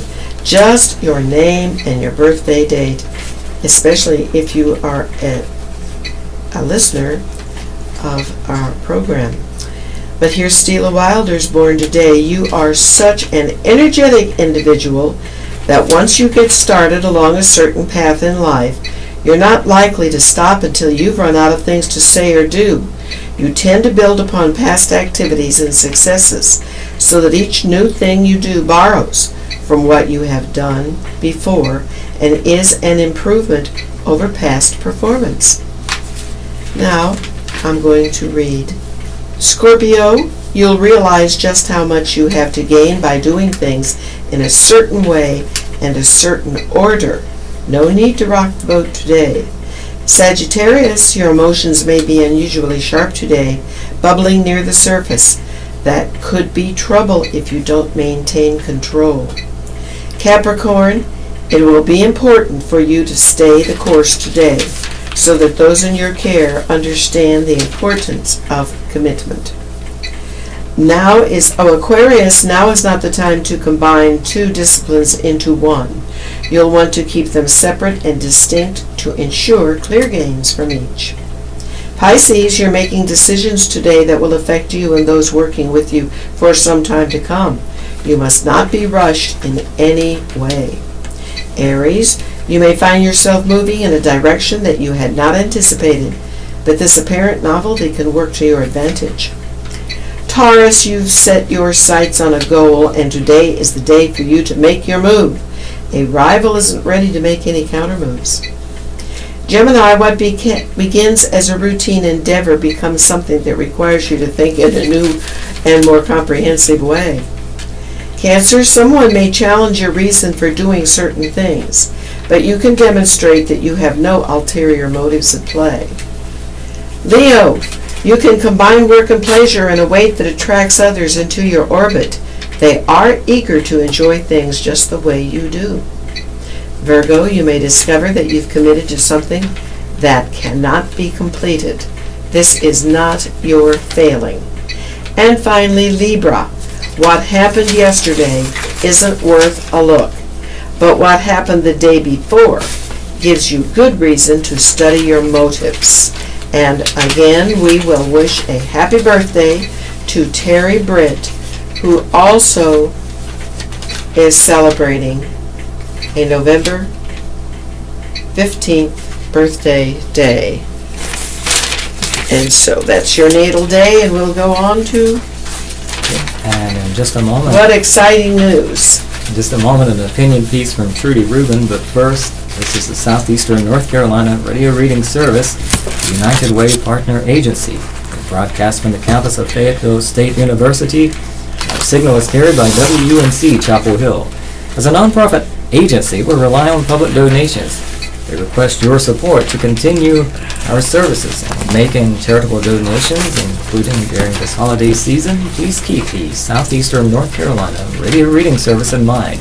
Our address is P.O. Box 35029, Fayetteville, North Carolina 28303. If you have any questions or comments, please call us at area code 910 672-1600 or toll free at 1-844-709-5656. Radio hosts are Marty Baldwin and Robert Bean, and we are proud to serve you today. Trump hitches Mideast policy to a reckless prince by Trudy Rubin. Have President Trump and his son-in-law bet their entire Mideast policy on a reckless 32-year-old Saudi crown prince who is getting in over his head? That's the question that should grab Americans as we watch the wild Game of Thrones playing out in Saudi Arabia, where last week Saudi Crown Prince Mohammed bin Salman, known as MBS, arrested 11 princes along with an additional 190 officials and businessmen. Another prominent prince died in a mysterious helicopter crash. What's riveting the Mideast is the degree to which Trump has fully embraced the youthful prince and his elderly father, King Salman. Who can forget the scenes of the president sword dancing as he was lavishly feted and flattered on a May trip to Riyadh and promised unfulfilled billions in arms deals. Moreover, first son-in-law Jared Kushner, a new buddy of the young prince, has made 3 trips to Riyadh this year, the latest a secret 4-day visit last month. Trump tweeted in the midst of his Asia trip, "I have great confidence in King Salman and the Crown Prince of Saudi Arabia. They know exactly what they are doing." Clearly, the purge doesn't bother a president who admires strongmen. More to the point, Trump and Kushner appear to be relying on the Crown Prince to spearhead a Sunni Arab campaign that will roll back Shiite Iran's expanding influence in the Mideast and godfather a peace between the Palestinians and Israel. Look at the prince's track record should have dampened their enthusiasm for MBS. Sure, Prince Mohammed talks a good game. He says he wants to modernize the kingdom, fight corruption, let women drive, and promote a more moderate form of Islam.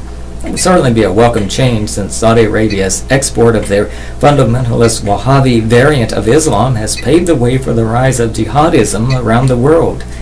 Yet his roundup of the kingdom's most prominent businessmen in a kingdom where corruption is endemic looks more like a Putinesque shakedown than a move toward a transparent system. And he sees funds may be used to underwrite MBS's grandiose scheme to build a new $500 billion high-tech metropolis in a desert called Neom. As for moderating the Saudi brand of Islam, that would be a boon to the kingdom and the world. But although some clerics have been arrested and religious police lectured, the Crown Prince has cracked down as hard or harder on intellectuals and peaceful activists. Indeed, Jamal Khashoggi, the editor of one of the country's more progressive newspapers, Al Watan, was forced out after publishing an opinion piece that questioned the austere Saudi form of Islam. So it appears that Prince Mohammed's main goal is to solidify power in his hands alone, in a country where kings have long ruled by consensus. Whether he has the judgment to handle that power is questionable. In America, you have restraints to keep Trump from impulsive action, Khashoggi says. Saudi Arabia, we don't. Trump and Kushner should be listening. MBS's impulses are most questionable when it comes to its campaign against Tehran, waged all over the region. The Saudi track record versus Iran is one of unmitigated failure, despite U.S. backing. Yet this is the campaign Trump and Kushner are counting on the prince to win. In Syria, President Barack Obama subcontracted to the Saudis to arm and fund Sunni rebels against President Bashar al-Assad. The winner? Assad, backed by Russia air power and Shiite militiamen directed by Iran. In Iraq, after the fall of Saddam Hussein, Saudis refused U.S. requests to help Iraqi governments counterbalance Iranian influence. Finally, Riyadh is reaching out to Baghdad with too little, too late. Iran has heavily penetrated Iraq's government and security forces. In neighboring Yemen, just after his father became king, MBS launched a war against Houthi insurgents who had ties to Tehran. The war has dragged on for 2 years as Saudi and United Arab Emirates fighter jets bomb civilians relentlessly with full Trump support and advanced U.S. weapons. Despite thousands of civilian casualties and a humanitarian disaster, it's clear the Saudis can't win without an unlikely ground invasion. The longer the war goes on in Yemen, the more the Houthis are bound to Iran. In Qatar, the Crown Prince launched a blockade of the small oil-rich Gulf state, supposedly due to Iranian influence. Trump tweeted his strong approval and is now belatedly trying to undo the damage. The result? Qatar has been pushed closer to Tehran, and the unity of Sunni Gulf Arabs against Iran has been split. And in its latest move versus Iran, MBS just forced the resignation of Lebanon's Sunni Prime Minister Saad Hariri, a businessman with close Saudi ties who was summoned to Riyadh and is now being held there. Hariri was part of a Lebanese coalition government which included politicians from the powerful Shiite militia group Hezbollah. That government is now in disarray. Lebanon now fears a new sectarian civil war. But it's hard to figure out what the Crown Prince is up to in Lebanon, since the Lebanese government and army are too weak to stand up against Hezbollah, which is armed to the teeth by Iran. The Israeli press is busy speculating that MBS is out to spark another war between Israel and Hezbollah that neither side wants now. With the prince's terrible track record so far, you'd think that Trump would be branding MBS a loser, or at least proceeding with great caution. Instead, Trump and Kushner have heedlessly harnessed their Mideast hopes to an undependable Saudi prince. Trudy Rubin is a columnist and editorial board member for the Philadelphia Inquirer. Readers may write to her at Philadelphia Inquirer, P.O. Box 8263, Philadelphia, Pennsylvania 19101, or by emailing trubin@phillynews.com. Is the U.S. blazing a trail to mass extinction? This is written by Mac Ledgerton, who is a member of the Community Advisory Board of the Fayetteville Observer, and he can be reached at maccca@bellsouth.net. Well, this is really pretty interesting about our extinction, our coming extinction. When I was a child, the nuclear arms race was far from my mind. Then we began climbing under our desks at school as practice drill for a possible nuclear attack. As a young adult, I looked back on this activity and saw that it did what it was intended to do. It personalized the threat for me, and as a threat to my life, and indeed to all life. As an elder, I realize that there is even a greater threat to humanity and life on Earth than nuclear war. Something with which most people don't have a personal relationship. Tragically, some people remain in total denial of this significant danger. What is it? It's the slow motion but rapidly growing catastrophe of climate change. There is good news. We also now know what is the #1 preventable cause of climate change, and I've never known if there was a major cause. So this is interesting. It's actually the use of the very fuel that is touted as being cleaner, greener, and cheaper than all the rest. This fuel is called natural gas. Well, I am absolutely stunned. I have read about the warming, and I have selected certain things to believe, but nobody has ever told me that natural gas was a major culprit. What is natural gas? There's actually nothing natural about it. It is forcibly extracted from the ground through hydraulic fracturing, commonly known as fracking. When something is forcibly ruptured from deep within the earth with the use of toxic chemicals, the last name you would use for it is natural fracking. I mean, it just can't be natural. It is not natural. Fracking also disrupts geologic fault lines, sometimes causing earthquakes. It pollutes drinking water with gas and cancer-producing chemicals, increases the risk of injury and explosions, and changes the nature of both neighborhoods and landscapes. On top of all this, it leaks gas into the environment. So what is this gas? It is methane gas, 90 to 95% methane, which is a hydrocarbon compound, CH4. It needs to be called what it is with honesty and without deceit. Why is methane gas so dangerous? This carbon has properties that block the radiation of heat from Earth's surface 100 times more effectively than carbon dioxide released from burning coal. During its first 10 years of release, and 86 times more effectively in its first 20 years. Because of the climate emergency underway, the first 10 or 20 years matter most. The best resource that I have found on the methane problem is in a book, Trainwreck Earth: The Climate Emergency and a Plan to Solve It. Here is an excerpt from a class lecture in a book by noted scientist Dr. Robert Howarth, who explains why methane is the major culprit of climate change. Quote, "It would take 30 to 40 years more for the reductions in carbon dioxide emissions to have a demonstrable effect on the rate of global warming. Methane, on the other hand, is in the atmosphere for a shorter time period of only a decade or two. When it's gone, it gets oxidized into carbon dioxide, but it no longer has an influence as methane, and the climate is hugely responsive to changes in methane. If we reduce methane emissions now, it slows the rate of global warming now." This is from the book Trainwreck, end of quote.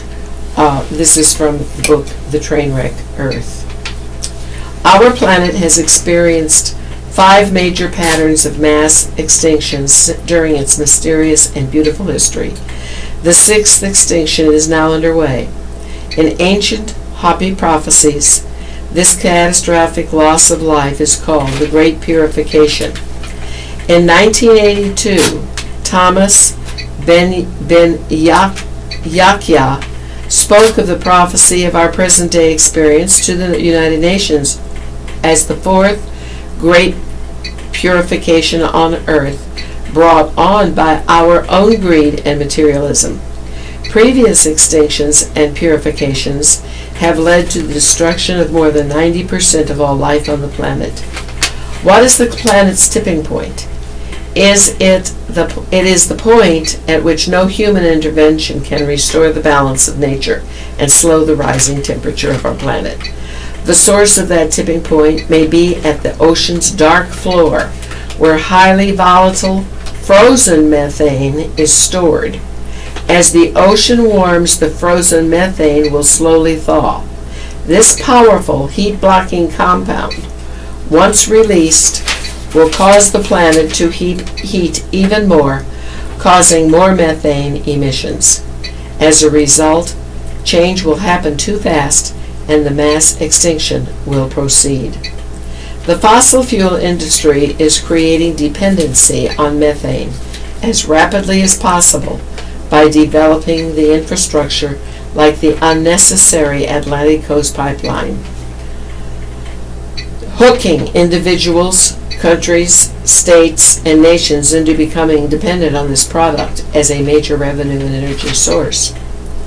Half of the recently announced $240 billion trade deals between China and the United States, including with West Virginia and Alaska, are directly related to the production, use, and export of methane gas.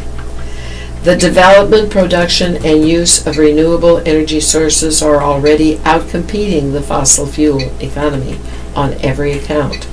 The jobs and economic argument for methane gas production is financially, politically, and environmentally irresponsible. We need a state, national, and international moratorium on the production, use, and exportation of methane gas until a major global debate can occur. We certainly need to stop building more fossil fuel infrastructure, particularly methane gas pipelines and gas-powered plants, meaning factories. The last thing we need to do is export methane gas around the world. Will the U.S. blaze a trail to mass extinction? It now seems likely unless we rapidly understand this threat personally, wake up, and collectively persuade our stakeholders on all levels to choose another path. As a result of our united influence and action, all may realize what's at stake. Then together we can blaze a much healthier, a saner, respectful, and restorative trail for us, our children, and our grandchildren. For more information and a longer version of this op-ed, see https://www.trainwreckearth.com.single. Anyway, will you be part of with us blaze a trail to mass extinction? Well, I didn't know that methane was the biggest problem, but this man apparently has scientific evidence that is in fact true. Now I'm worried. I wasn't real worried before. Now I'm worried. And now for the grocery ads. Publix, where shopping is a pleasure, just recently opened. Prices effective Wednesday, November 15th through Wednesday, November 22nd, 2017, only in Cumberland and Wake counties. Prices valid for in-store purchases only. Quantity limits per household apply. Potatoes, buy one, get one free. Of equal or lesser value. Choose from Fingerland Medley, Purple Splendor, Honey Gold, Celebration Blend, or Enchanted Rose. Jimmy Dean Bacon, buy one, get one free of equal or lesser price. Applewood or Hickory Smoked, a 16-ounce package. Publix whole carrots, a 2-pound bag, 2 for $3. Belgio Ioso Parmesan cheese, $2.99. Grated, shredded, or shaved, or shredded 4-cheese blend, a 4-ounce package. Duck and Heinz Signature or Classic Cake Mix, 15.25 or 16-ounce box. Buy one, get one free of equal or lesser value. Red Jacket Apple Cider, 64-ounce container, 2 for $6. Colossal White Shrimp, $9.99 a pound, 10 to 15 shrimp per pound. Rock Shrimp Peeled and Deveined Wild is $14.99 a pound. Salmon Select Cuts, fresh farm raised, 5.25 ounce package. Buy two, get one free. Fresh catfish fillets, $6.99 a pound. Farm raised, Cajun seasoned, ready to cook. Dungeness crab clusters, cooked, previously frozen, wild, $10.99 a pound. A Publix small shrimp platter, 2 for $10. Previously frozen or frozen includes sauce, a 10-ounce tray. A medium 18-ounce tray is $11.99. Standing rib roast, premium USDA choice beef, boned and tied for easy carving, $6.99 a pound. Greenwise Angus standing rib roast, raised without antibiotics, is $8.99 a pound. Hormel side dishes, 19 to 24-ounce tubs. Buy one, get one free of equal or lesser value. Whole beef tenderloin, $10.99 a pound. Publix Premium USDA choice beef in the bag, cut and wrapped free. You can get Greenwise Angus whole beef tenderloin raised without antibiotics for $13.99 a pound. Ribeye steaks, bone-in, Publix Premium USDA choice beef, $8.99 a pound. The boneless is $9.99 a pound. Ground sirloin, Publix beef USDA inspected, 3-pound or more package, $4.49 a pound. Ground sirloin burgers, $5.49 a pound. Greenwise boneless, skinless chicken breast, $5.49 a pound. Grade A, raised without antibiotics. Chicken wings, $3.49 a pound. And Greenwise drumsticks or bone-in chicken thighs, $2.49 a pound. Publix fresh turkey, $1.69 a pound, while quantities are available, 10 to 24 pounds. Publix fresh whole turkey breasts, USDA Premium, $2.79 a pound. Publix Premium Spiral Sliced Half Ham, $2.49 a pound. Brown sugar or honey glaze packet, fully cooked. The boneless smoked is $4.99 a pound. Sirloin tip roast, $3.99 a pound. Sirloin tip steaks, $4.29 a pound. The Butterball frozen young turkey, $1.09 a pound. With ribs and gravy pack, $2.89 a pound. Limit 2. Raw fresh turkey, 10 to 24 pound while quantities are available, $1.89 a pound. Publix turkey breast, bone-in frozen, $1.79 a pound. Publix mild or hot Italian pork sausage, $4.99. Sweet potatoes, 29 cents a pound. Kraft Jet puffed marshmallows, miniature 10-ounce bag, 2 for $3. Granny Smith or Fuji apples, $1.49 a pound. Publix peeled and cored pineapple, $2.99. Flavor Promise red seedless grapes or white seedless grapes, $1.99 a pound. Red raspberries, 6-ounce package, 2 for $6. Snack Sensations apple and cheese party tray, $12.99 with caramel dip or vegetable platter with ranch dip. Great for holiday parties or get-togethers, 40 or 42-ounce package. Asparagus, $2.99 a pound.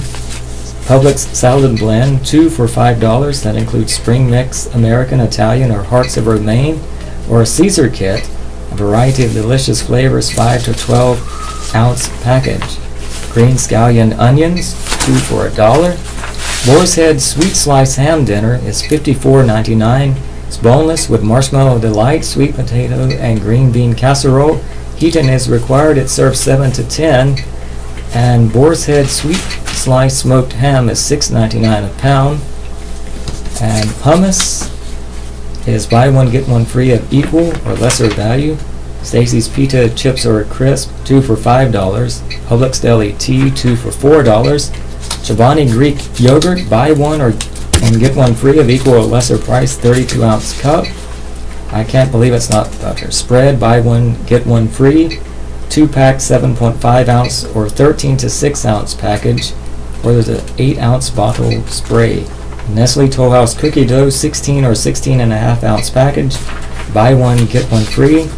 General Mills Cheerios cereal, 11.1 to 14.1-ounce box, buy one get one free. And those are some of your deals at Well, Publix. that's the first time you have heard what's going on at Publix. Have you made a trip over there yet?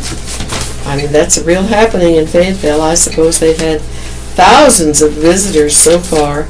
I haven't made it over there. It's on Rayford Road. The new Publix is very large, I understand, on Rayford Road, and it's where the Belks used to be.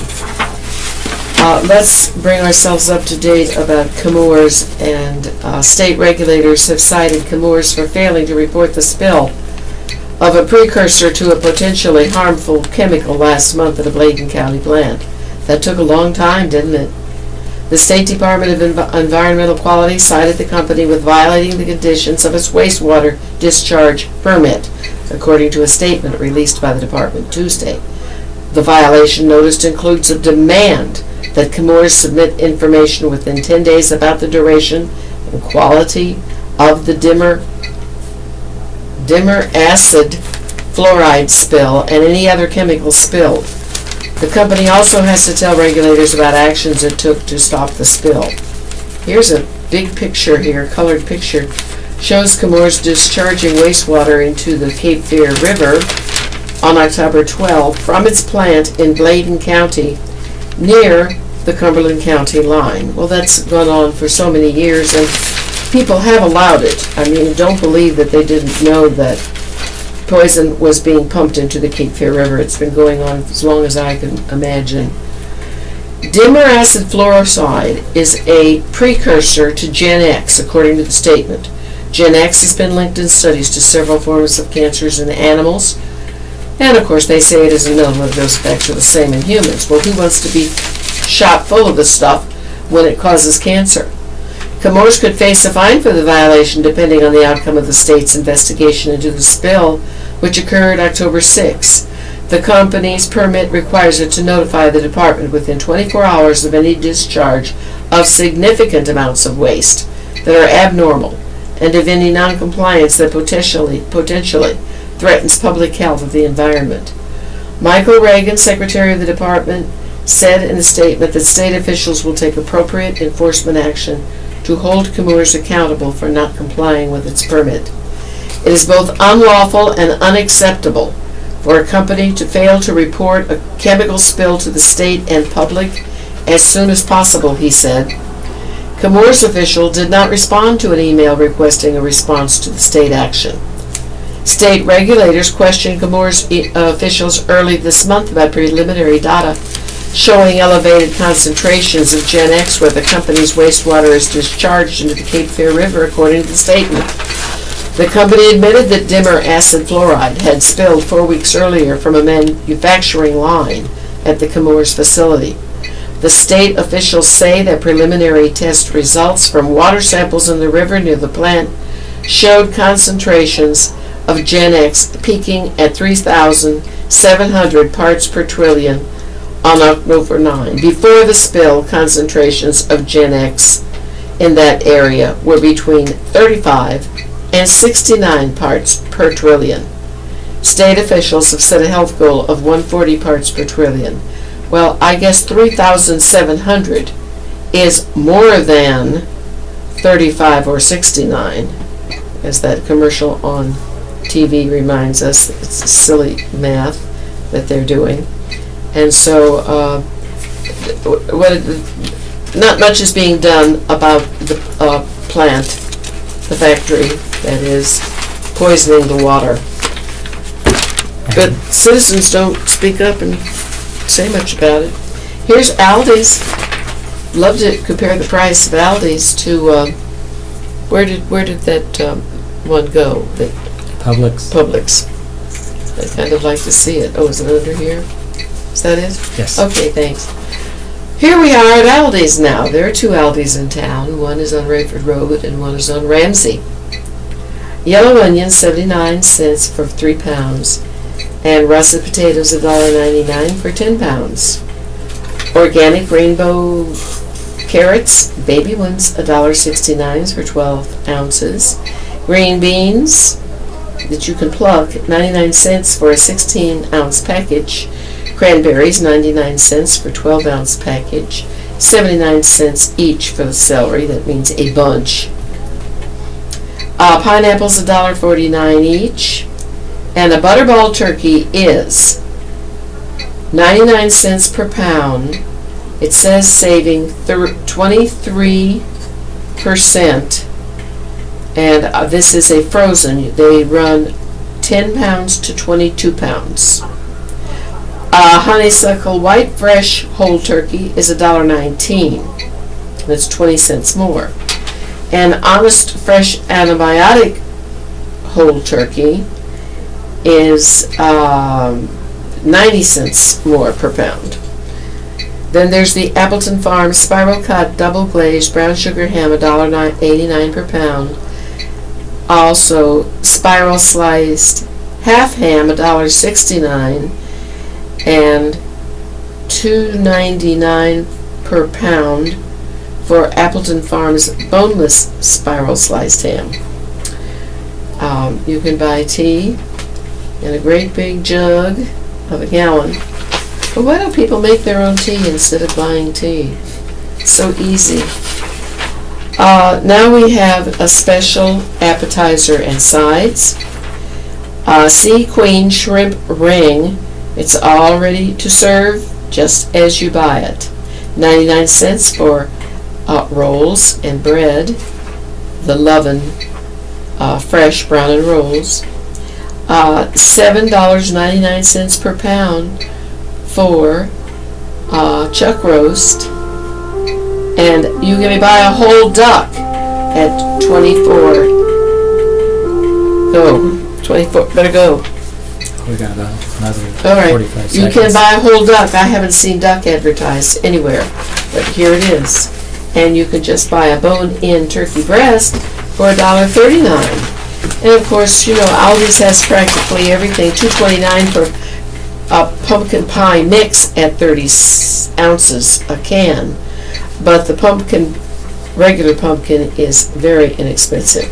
$1.79 for morsels, milk chocolate, semi-sweet chocolate, butterscotch, or white. 8 ounces of pecans, $4.99.